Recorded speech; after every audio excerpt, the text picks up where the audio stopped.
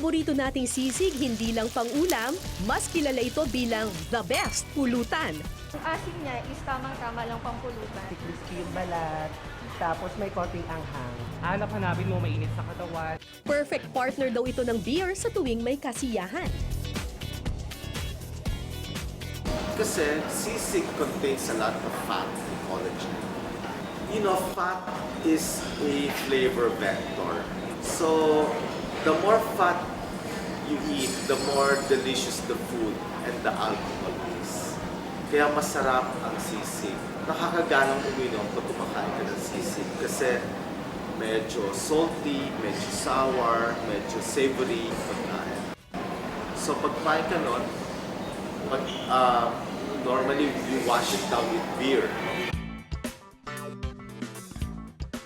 Sa mahigit 20 years na pagkakaibigan ng grupo ni na Albert, sa tuwing magbabonding sila, always present daw ang sisig bilang pulutan.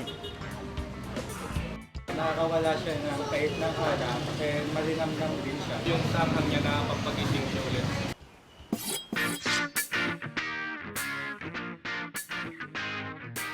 Nakasanayan na natin na sisig ang the best pulutan.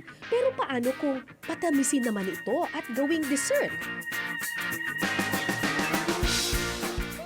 Pwede kaya? Pwede! Dito sa restaurant sa Tondo, Maynila, kakaibang sisig ang aming natuklasan. Nakatikim ka na ba ng sisig panakota? Simple lang daw ang pagluluto nito, kailangan lang ng sisig, siling pula, gata, siling berde, gatas, gelatin powder, water at sugar. Matapos pakuluan at paghaluin ng mga ingredient, pwede na itong ilagay sa chiller at pagkalipas ng isang oras, ready to serve na ang sisig panakota.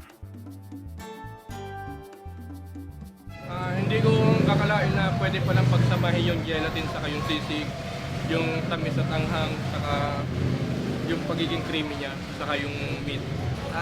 Masarap sa manghang na nagpe-blend yung gata, yung gatas niya. Iba siya, masarap. Isa pa sa paborito nating merienda ang matamis na turon na may langka na mas pinasarap daw kapag nilagyan ng sisig.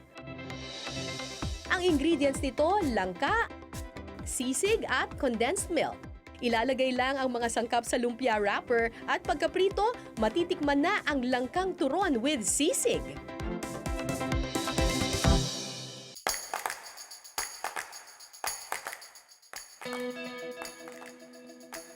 Crispy siya, kahit na ginawa siyang turon, masarap naman.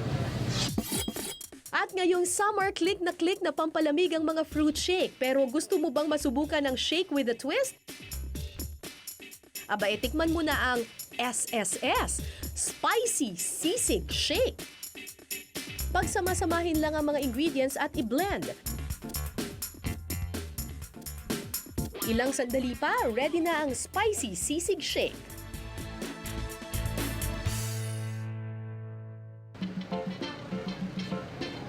Manghang siya, pero nakaka-refresh siya ng feeling. Gumuguhit siya sa lalamunan, pero okay naman. Kailangan makatch up mo lahat yung mga customer mo na kakaiba yung gusto eh. Kasi sabi mo sa sarili mo, eto ngayon ko pa lang to natikman tong lasa na to.